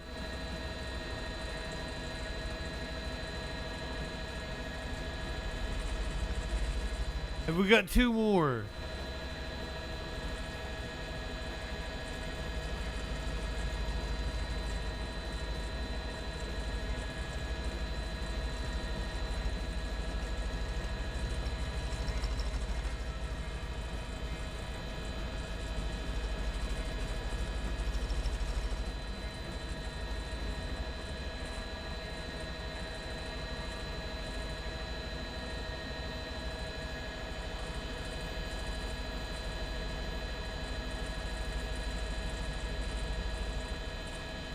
They act like everybody is so dangerous.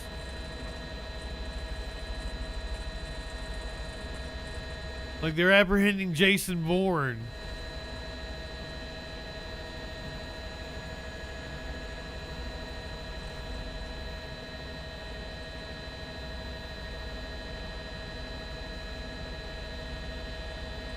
We do have somebody else, don't we? They're still pointing.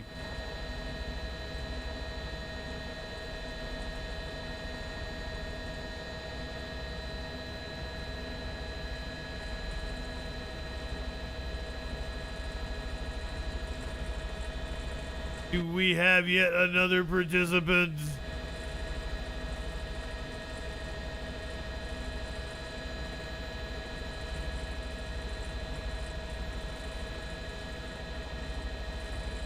Maybe not.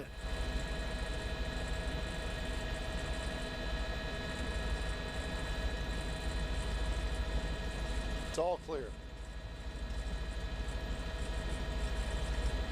Nice car. You think the car was what they stole?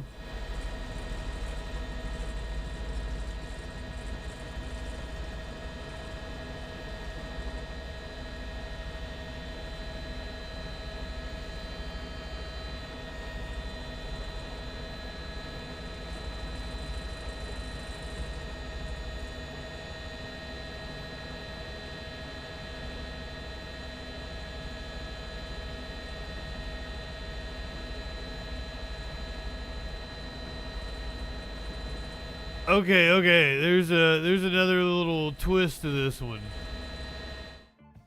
Let me give you the local news hit.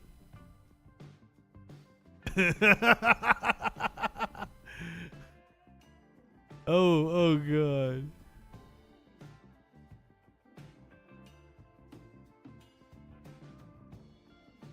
Oh my God.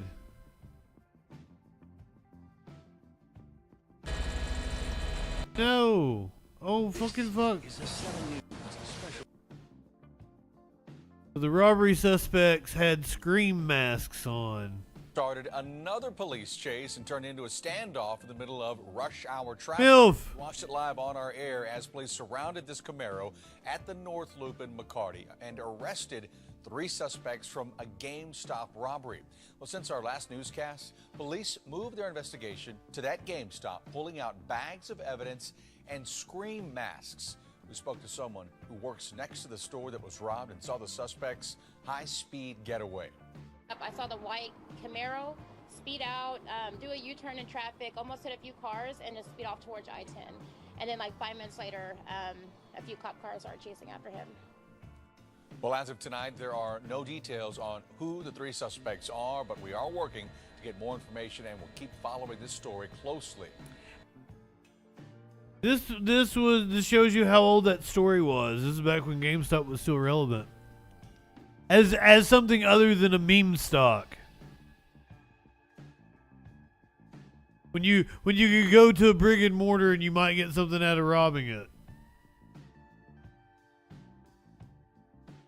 Okay, I think this is an update on a story that we did. A week or 2 ago. New details Memphis. come on the air. The woman accused of gunning down a Church's Chicken employee Monday night has been identified. Good evening, everyone, and thank you for joining us. I'm Darcy Thomas. And I'm Daryl Green. Memphis police tell us this is 45-year-old Monica Williams. And tonight they have a warrant issued for her arrest. While police try to find Williams, Fox 13's Dominique Dillon has been digging into her past. Hey, Dominique. Found out it was a violent past. Dominique is joining us tonight from Church's Chicken in Orange Mound. Dominique, you talked with a woman that Williams says stabbed 20 years ago. Records show in 2009, Williams was convicted of an aggravated assault that happened 5 years prior. I got my hands on that report, and it details how Williams attacked a pregnant woman.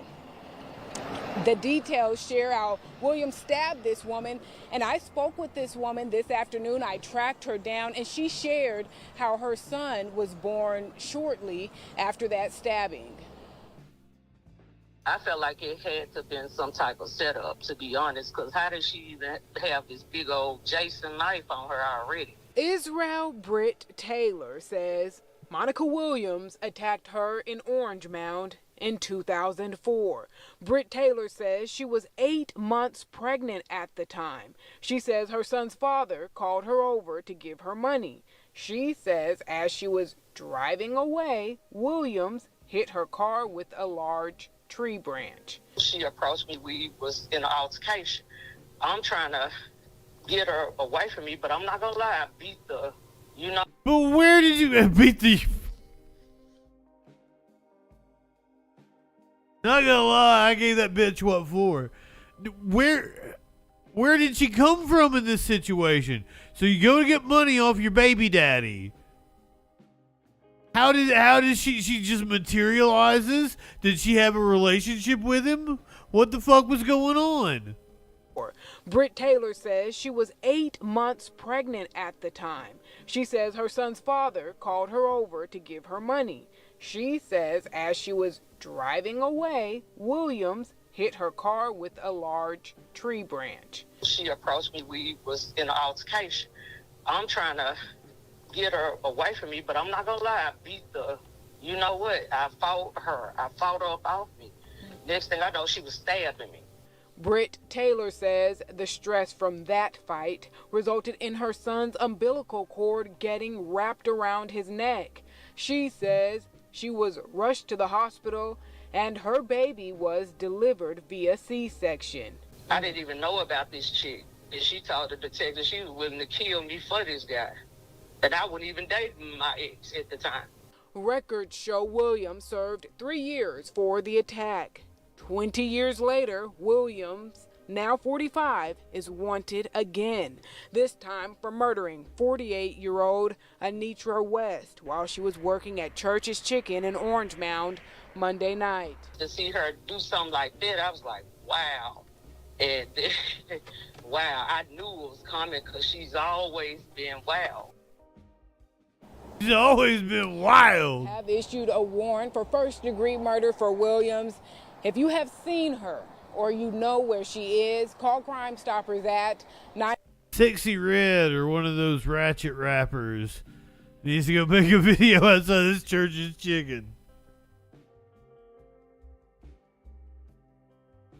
They probably already got videos up for a Church's Chicken. That's like their aesthetic. Is that racist?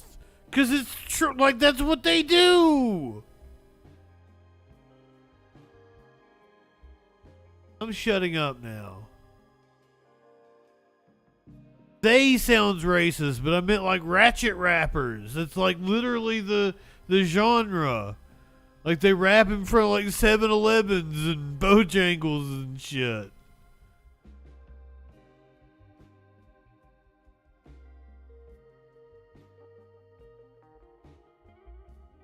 I should really shut up.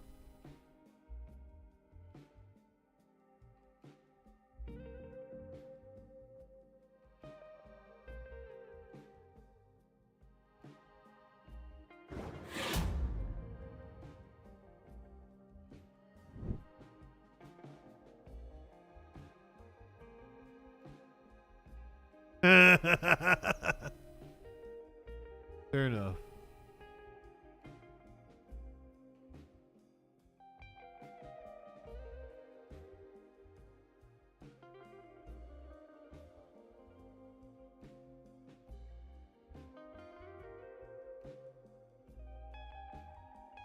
Let's do this.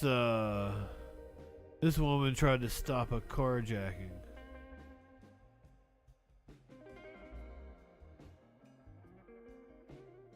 Probably shouldn't try to stop a carjacking on your own. About the woman who gave her life to save her son from an attempted carjacking on Columbus's southeast side early this morning. Hello to you and thanks for joining us for NBC 4 at 11. I'm Kerry Charles. And I'm Sierra Johnson. Police have identified the mother as 29-year-old Alexa Stakely. Tonight, only on 4, we're hearing from those close to Alexa. NBC 4's Jackie Gillis joins us now. And Jackie, you spoke with them. What did they have to say about her? I did, Sierra and Carrie. I spoke with Stakely's 2 younger brothers, Hayden and Reed. They tell me her and her son were 2 peas in a pod. They did everything together. Many are calling her actions heroic, but her brothers tell me that's just who she was. Alexa was just like an extremely outgoing, resilient person and a mother, and just her character was unmatched. Alexa was a daughter, sister, teacher, and most importantly, a mother. Her brothers say she was extremely dedicated to her job as a speech and language pathologist. She was always there for us as a kid when it came to learning, and then I had a speech impediment growing up, and I mean, I think that's where it sparked. It's like she just was always loving, and she always cared so much. Words can't describe what she does for people. Hayden and Reed say the only word they can use to describe this tragic incident is unreal. They all rushed to be by her side.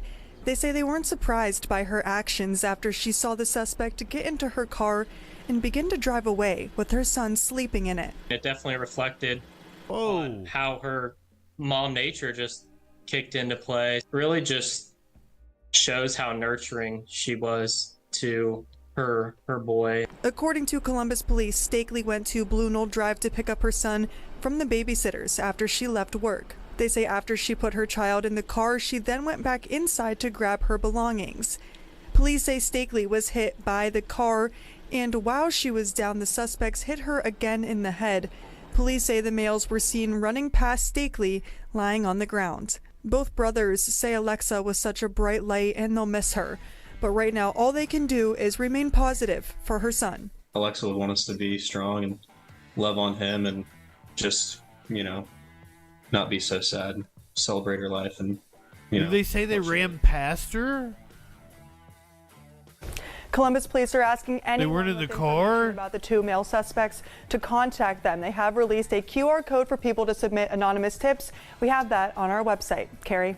The very best of that family. Thank you so much. And NBC4. What is the deal with the QR codes? I wonder if these are the same TV station. Well, it's the police departments that are doing it.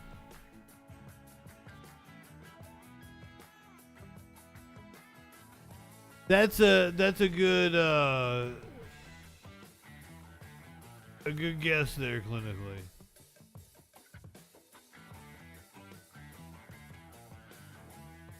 Let's do this. A lot of upskirt stories we've been getting here lately. A lot of voyeurs going around. Maybe they're just getting caught more. Uniformed off-duty officer working security at a Walmart says a man accused of recording upskirt videos of women tackled him, stole his taser, pointed it at him, and then used the taser on a Walmart employee. Kivas Holland is charged with 2 counts of assault, evading arrest, and taking a weapon from an officer. Wow. Charges may come from his alleged attempts to secretly record women. Fox 4's David Santendry spoke with the officer who was attacked. David joins us now. David. Yeah, Heather, the officer was able to place 1 handcuff on that suspect who was accused of secretly recording women underneath their dresses. But before the officer could get that 2nd handcuff on the suspect, the officer was attacked by that suspect. He was beaten in the head. He was bloodied. Today, we hear from that officer, and he also shares with us a photo of his injuries, which we do have to warn you is a bit graphic. he just kept striking me, kept striking me in the face. I had some cuts on my face. Lieutenant Kenny Boyle of East Texas's Ore City Police Department was assaulted while working off-duty security at a Walmart in Irving last week by a man accused of secretly recording women underneath their dresses. He had an agenda. Boyle says staff saw 41-year-old Kevis Holland secretly recording women. Then Boyle says he observed Holland recording another woman. And got very close to her and started taking pictures of her, and then moved to the end of the aisle and started taking more pictures of her. While waiting for Irving police to arrive, Boyle attempted to apprehend Holland. Well, he was more like, what did I do? What did I do? What's going on? What's going on? You know, trying to just, I guess, play dumb. The gentleman was, with his right hand, was trying to delete everything off the phone. Boyle placed a handcuff on Holland's left wrist, according to an affidavit. But Holland turned around and began striking Boyle's face and head repeatedly with closed fists. Each time Holland struck Boyle, the loose handcuff also struck him, causing a laceration to the top of Boyle's scalp. The only thing I noticed was that the warm blood come running down my head. Boyle and an employee assisting were both taken to the ground by the suspect. When we hit the ground, my taser came out of my hand. Boyle says Holland used the taser on the employee and assaulted a female customer while running away. I chased him through the parking lot. He jumped in his truck, threw my taser on the ground, and took off. Thank you for being a freaking follower. The license plate to Holland and identified Holland by his driver's license photo. He's facing multiple charges related to the attack while police investigate the secret recording allegations. He's trying to delete shit off his phone. In 2017, Holland pled guilty to secretly recording women on 2 separate occasions at a Walmart in West Dallas. You already been caught? Parole for aggravated robbery. For the recording convictions, Holland was sentenced to 1 year in prison. What I would call scum or walk on the streets again and again and again. Lieutenant Boyle said, I know, a lot of them are police. Example to all the surroundings. Never knew he was standing right there with them. You know, women with kids and stuff. Right now, Holland is behind me in the Dallas County Jail. Between all of his charges, his bond is a combined $152,000. $152,000. Seems odd that it's not a round number. Let's hear from one of the victims. An officer in stealing his taser after he was allegedly caught secretly recording women had been previously convicted for making secret recordings. That was in 2017. One of the women he recorded learned this week that he's under investigation for doing it again. And she spoke with Fox 4's David Sintendry, who joins us now from the Dallas County Jail. What up, David? Yeah, well, we were first to break news last week of this suspect allegedly secretly recording women underneath their dresses inside a Joey, good evening. Irving. That was last week. We did some digging, and it turned out that this suspect was actually convicted of doing the same thing back in 2017, recording women underneath their dresses at a Walmart. That Walmart happened to be in Dallas. So we were able to get in contact with one of the victims. She had no idea about these new charges until I can understand a Walmart. She still remembers the way high traffic, low security. Someone out there doing that to other people, or like I didn't want anybody else to feel the way I felt. Dominique Rodriguez was secretly recorded underneath her dress inside a Dallas Walmart in 2017. Now the man convicted of that crime is accused of doing it again inside a Walmart in Irving. He looks like a big old hoss boy. Somebody would like learn their lesson. If you big old guy like that, like I don't think you're blending in very well.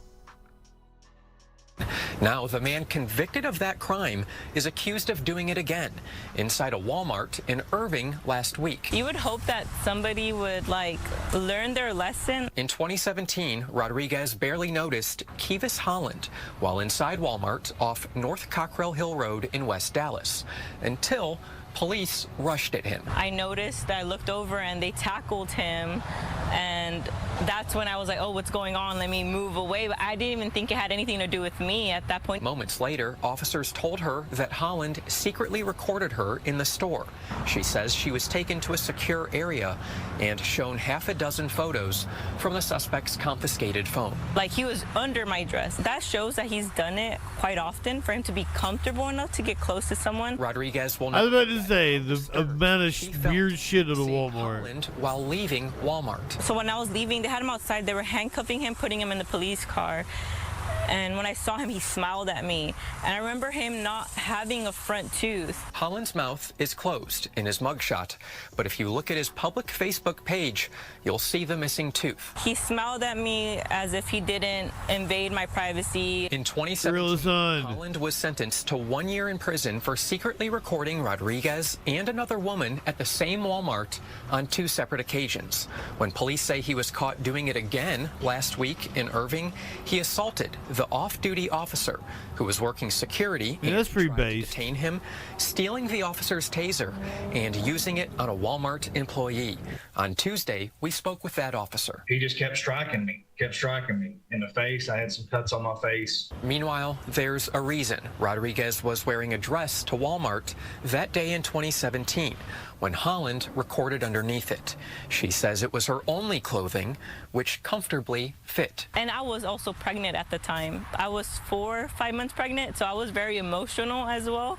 So that just felt like a huge invasion of privacy for me. Now she has 2 young girls and hopes they never come in contact with someone like Holland. I wouldn't want my daughters to Fuck you, Holland. go through that.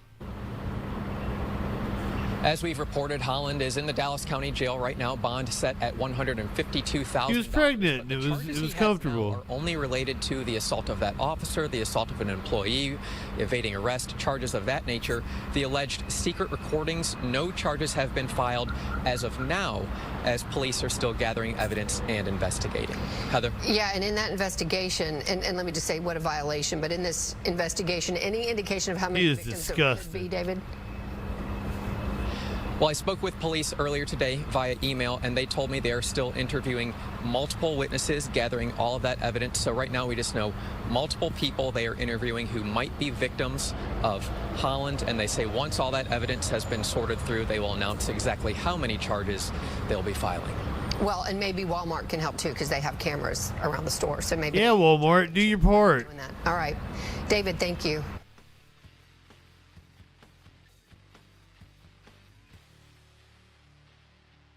Always be on the lookout for people with their phones in your cooch at the Walmart.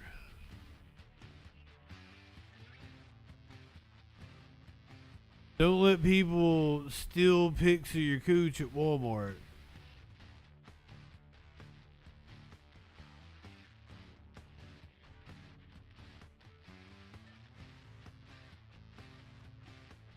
Should be a PSA. See, like in between commercials on like an NBC or something. Don't let people steal pictures of your cooch at Walmart.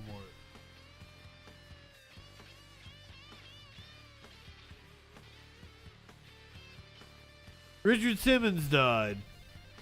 Richard Simmons passed away today, one day after his 76th birthday. Fox 11's Chelsea Edwards. She's live in West Hollywood with reaction tonight. Chelsea? He's being remembered as a cultural phenomenon, a best-selling author, TV host, gym owner, and then, of course, the creator of those wildly successful and popular exercise videos.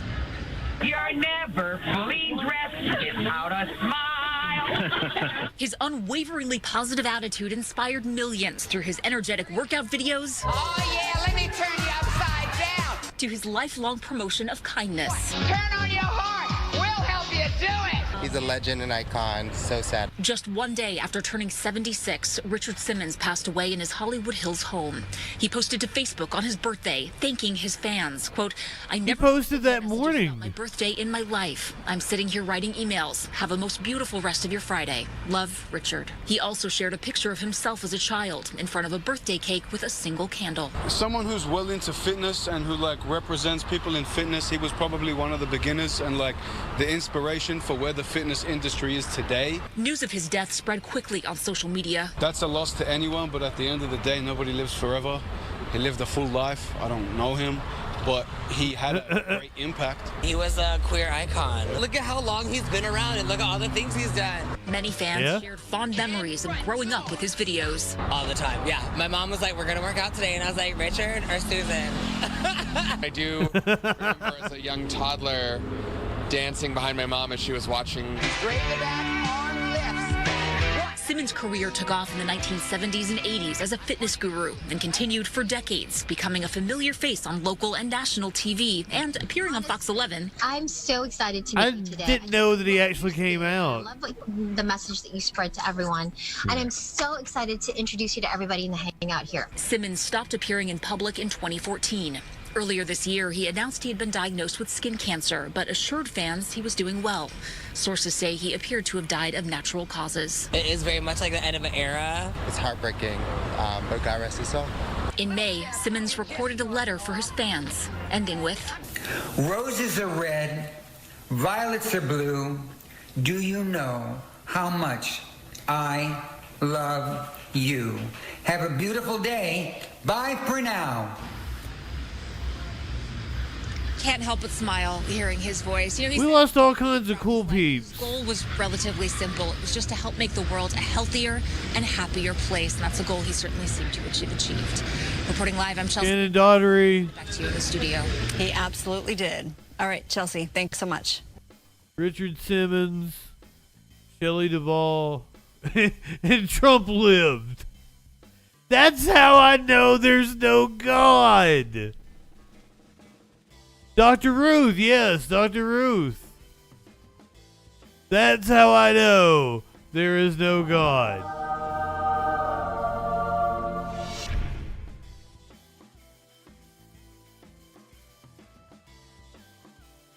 Mental health expert says that you should probably not be doom scrolling. Contempt is very rare. It's a rare moment in history. Heightens an already tense and polarized political climate. Mental Health Colorado says, yes, we are feeling this. It's heavy, but we are not helpless. A convergence of all of these political division as well as the epidemic of gun violence that we've been experiencing as a nation. And here it is in the headlines again in this really painfully acute way. And I think that we need to take a breath from all of that and get back to what you've got in front of you today, which is... Continues to put out great albums. Tones. Nobody should shit on Barry Manilow. Goddamn, he did that bit. That is a Bill Hicks joke from fucking... Man, that was what, 30 years ago? Barry Manilow still continues to put out albums. He had a whole joke about how Keith Richards was still alive 30 years ago. That he had found an edge over the ledge that only Keith Richards could find. Bill Hicks died 30 years ago. Keith Richards still the fuck alive. Wild how that happens.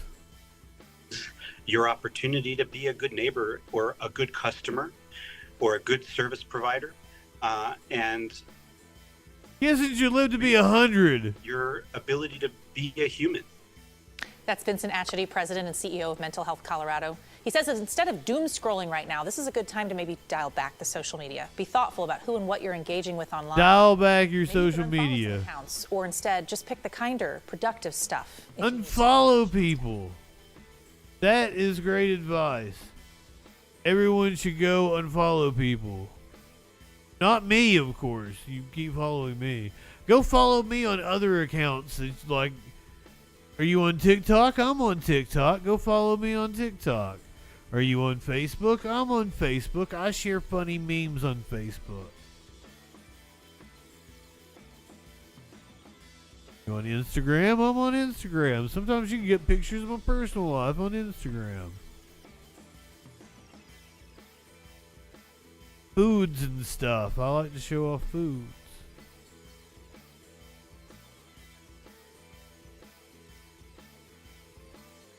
You want to follow me on Twitter on that hellhole? Yeah, do that. I hate that place. God. But when I'm banned on Facebook, it's where I have to troll. So I'll probably be trolling on Twitter this next month because I'm banned on Facebook. It's wild too because it was for something I posted on a friend's, like, there was a picture that went around that had like this kid had a MAGA hat and he had a shirt that had a picture of Che on it and said socialism on top. And like people were like pointing out like this dichotomy, and I'm like, no, this is not a dichotomy because you can't see the rest of the shirt. Because like I think that it was either like the socialism sucks shirt, or it was the Steven Crowder socialism is for, oh, I better not say it, figs.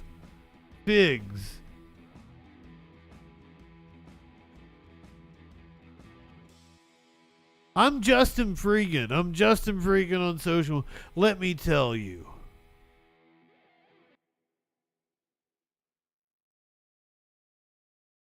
I go by JustinFREAKIN or Justin Muffins on everything. But I was on the radio for fucking 8-9 years. I've written for like 4 different newspapers.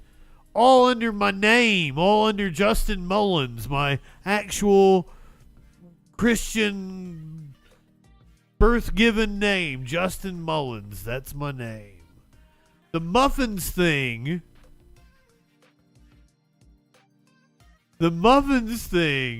is because shit would autocorrect my name to Muffins.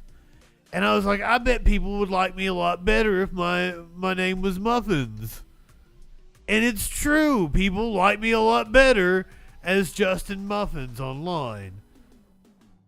If I had my career to do over again, if Freakin wasn't tattooed on my arm, I'd be Justin Muffins.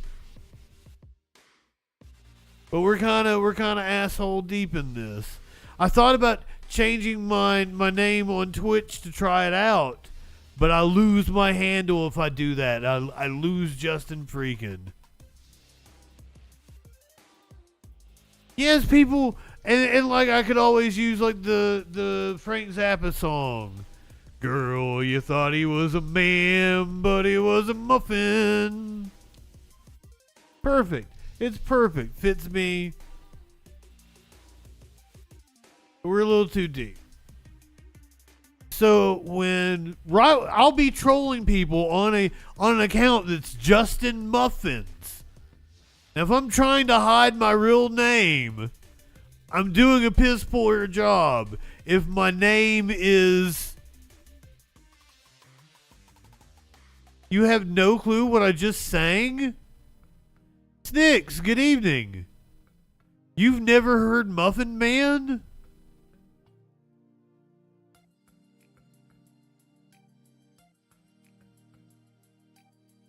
All right, we're gonna say goodbye to people on YouTube, and we're gonna listen to Muffin Man with DJ Dub. Stayed away from Zappa. Hold on. We're going to restream here. For people listening to the podcast on the YouTube, I owe you an animal video, don't I? I'm sorry, I did an animal video earlier. You'll get you an animal video later. There's like 6 people on YouTube. I can't leave them without an animal video. Hold on.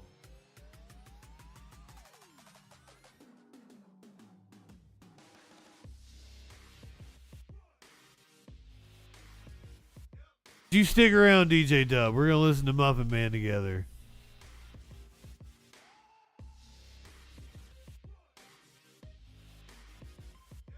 Just create less dust and easier to maintain. We pulled them out here yesterday. I'm sorry, Tones. In, We're gonna do copyright music. They did good when they came back to check it out. They still don't know what to think, but I think we're gonna dig it. It's dry, it looks like it's sweat. Poncho's playing hard to get today. Poncho.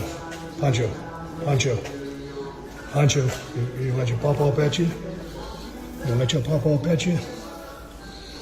Hey, Stone Cold Steve Austin loves his cats. I train traps and delts. God damn you, little fucker. He's playing hard to get. Macho. Hey, I noticed the other day on the Instagram post, people were saying, hey, it looks like Macho has put on a lot of weight. Man, this cat has. We ain't even got him in the gym yet. He weighed 1.5 pounds when we got him. We got his shots about... Zappa was super based. He was up 3.5 pounds, 2 pound gain. I think right now, he's probably close to 4. But anyway, I'm out. Just finished my workout, gonna eat. Tomorrow's 4th of July. There you go, buddy. And get you love. Not anymore. I love you It too. was. You're a good cat. Bye. Hey, we're gonna drink some beer. Broken Skull IPA for the win. I'll check in later. Have a happy 4th. I'm going to. Yeah, YouTube. I'm not leaving you without a cat video. And it was a twofer. You got Stone Cold Steve Austin too. So everybody on YouTube, on the podcast, on Spotify and everything. Goodbye, everybody. Have a good night. Go ahead, light one up, tip one back. It's all right to have a little fun before you hit the sack. I'm Justin Freakin. We'll see you tomorrow night for the RNC.